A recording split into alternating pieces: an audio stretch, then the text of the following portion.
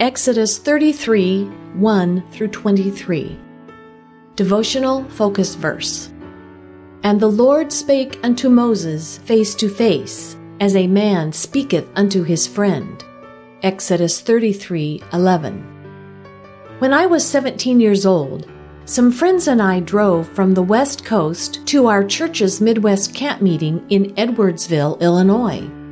Wanting to see some of the country along the way, we stopped at several historical sites and scenic areas. We also visited Winfield, Kansas, and stayed for a couple of days in the home of Dolly Walker, who was pastor of our church in Winfield at that time. One day, while I was sitting in Sister Dolly's living room, I could hear her talking to someone in the kitchen. After a few moments, my attention was caught by her words. I realized that Sister Dolly was having a conversation with the Lord in a simple, matter-of-fact manner, just as if she were talking to an intimate friend. What an impression that made on me as a young Christian. Today's focus verse says, "The Lord spake unto Moses face to face, as a man speaketh unto his friend." Imagine! Although Moses did not see God's face, God came down in the cloudy pillar and they talked as friends. This intimate exchange was not based on the fact that Moses was humanly perfect or supremely talented or a great leader. Rather, Moses communicated with God on the basis of relationship. They were friends. Think about the characteristics of a true friendship. Common interests, shared experiences, matching goals, and unity in thinking are among the things that draw friends together.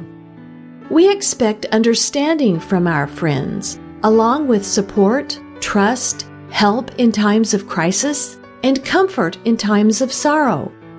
We like to spend time with our friends and appreciate opportunities to get to know each other better. Are those characteristics part of our relationship with God? Do we enjoy that close connection with Him that enables us to talk as friends? Communication between friends is more than one person doing all the talking. It also involves listening. A friendship where one person only came by to ask for favors and gifts would not last long. At times, we might be inclined to tell God all our needs and cares and forget to listen to what He has to say.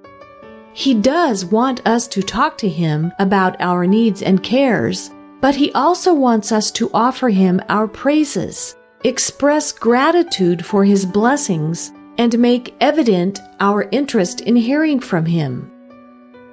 A friend of God does not rush in and out of His presence.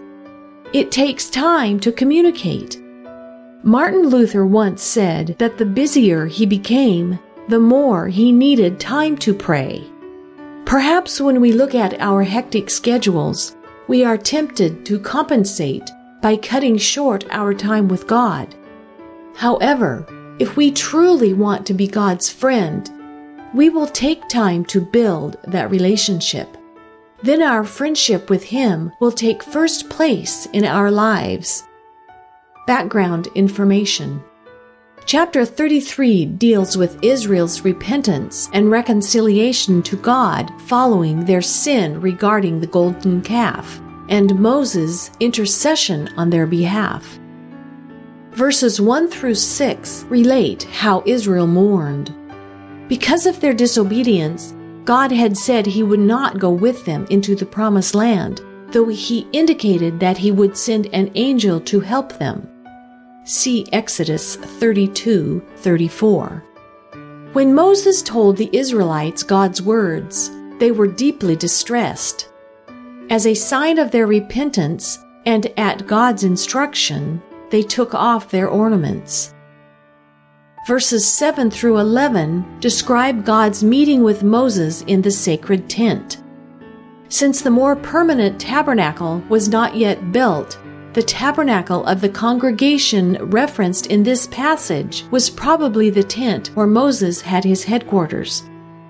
By moving it far away from the camp, Moses visually reinforced to the Israelites that God was not dwelling with them. Others besides Moses could go to this tent and pray. Verse 11 shows that Joshua availed himself of this opportunity and remained there after Moses left. Verses 12 through 17 relate the third time that Moses interceded for the people after they made the golden calf. In his first intercession, Moses had petitioned God to turn away from his wrath.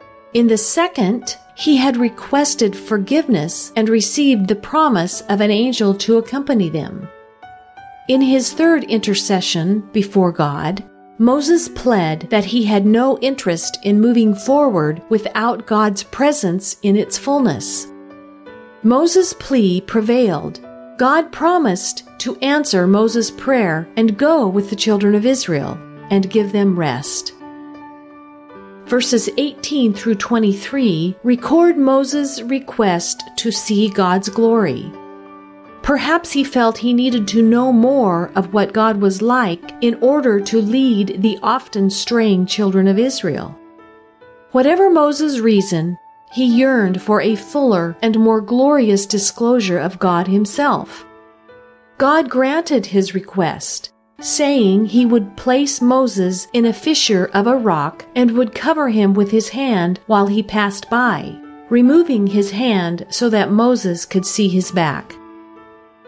Conclusion: Moses highly valued his relationship with God, making regular communion with him an important priority in his life. May we follow his example in developing a similar relationship with the Lord. Exodus chapter 33. And the Lord said unto Moses, Depart, and go up hence, thou and the people which thou hast brought up out of the land of Egypt, unto the land which I swear unto Abraham, to Isaac, and to Jacob, saying, Unto thy seed will I give it.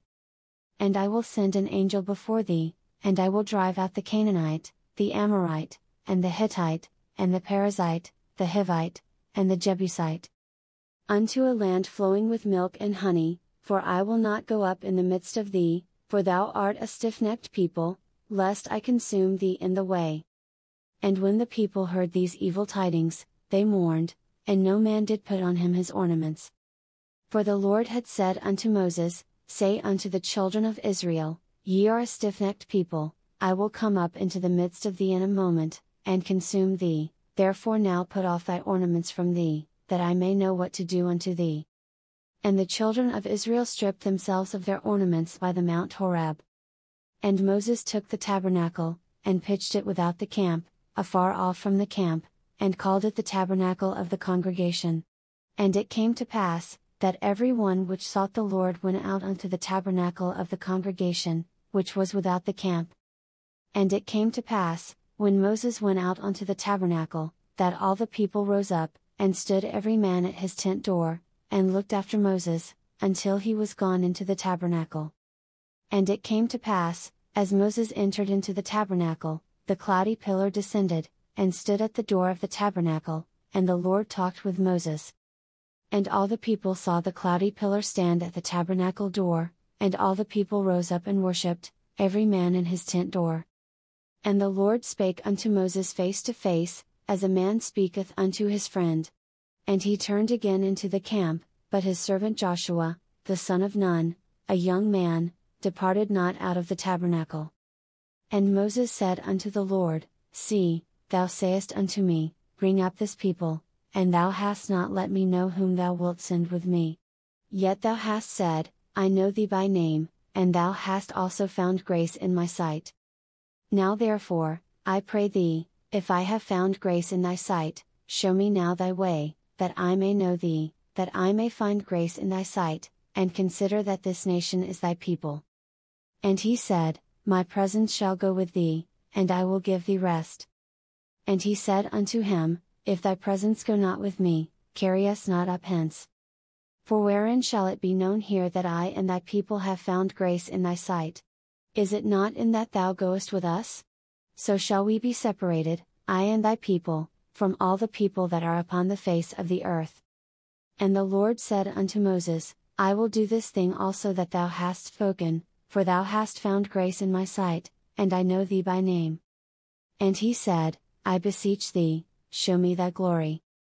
And he said, I will make all my goodness pass before thee, and I will proclaim the name of the Lord before thee, and will be gracious to whom I will be gracious, and will show mercy on whom I will show mercy. And he said, Thou canst not see my face, for there shall no man see me, and live. And the Lord said, Behold, there is a place by me, and thou shalt stand upon a rock. And it shall come to pass, while my glory passeth by, that I will put thee in a cleft of the rock, and will cover thee with my hand while I pass by. And I will take away mine hand, and thou shalt see my back parts, but my face shall not be seen.